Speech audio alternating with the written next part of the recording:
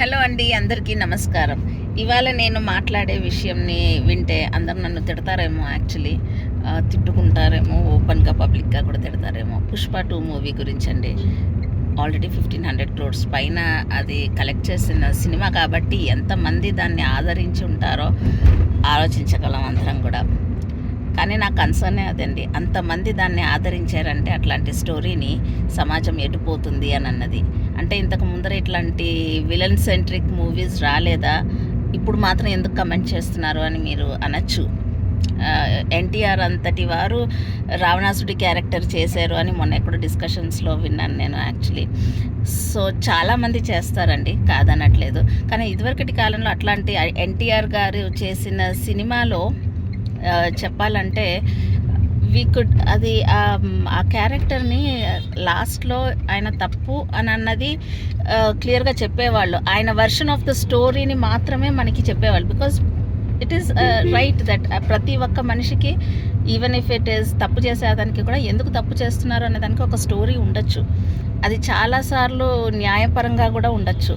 కానీ చేసిన మర్డర్ లాంటివి, కానీ స్మగ్లింగ్ లాంటి తప్పులు చేసినప్పుడు దాన్ని జస్టిఫై చేసుకోవటం అన్నది చాలా తప్పు అన్నది నా అభిప్రాయం.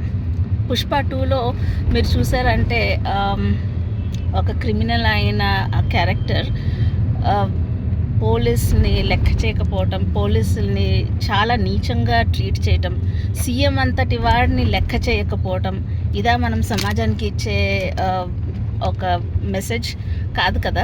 అలా ఉండకూడదు.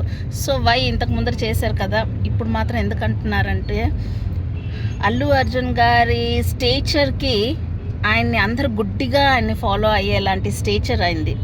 అదే ఒక అప్కమింగ్ యాక్టర్ ఇలాంటి క్యారెక్టర్ చేస్తే అంత ప్రభావితంగా అందరూ ఓన్లీ ఒకేలే యాక్టింగ్ స్కిల్స్ ప్రదర్శించుకుంటున్నారు అని అనుకుంటారు అండ్ అప్రిషియేట్ కూడా చేస్తారేమో.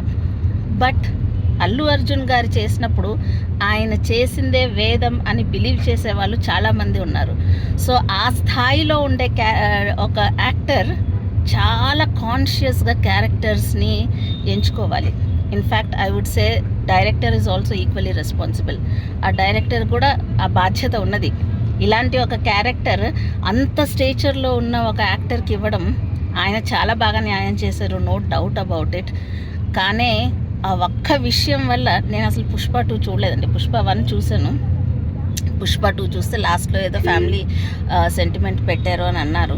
బట్ ఫ్రాంక్లీ స్పీకింగ్ అది జస్టిఫై చెయ్యదండి చేసే తప్పుల్ని, నేరాలని. ఒక ఫ్యామిలీ వైఫ్ని ప్రేమించినంత మాత్రాన మీరు చేసే నేరాలు మాఫీ అయిపోతాయా?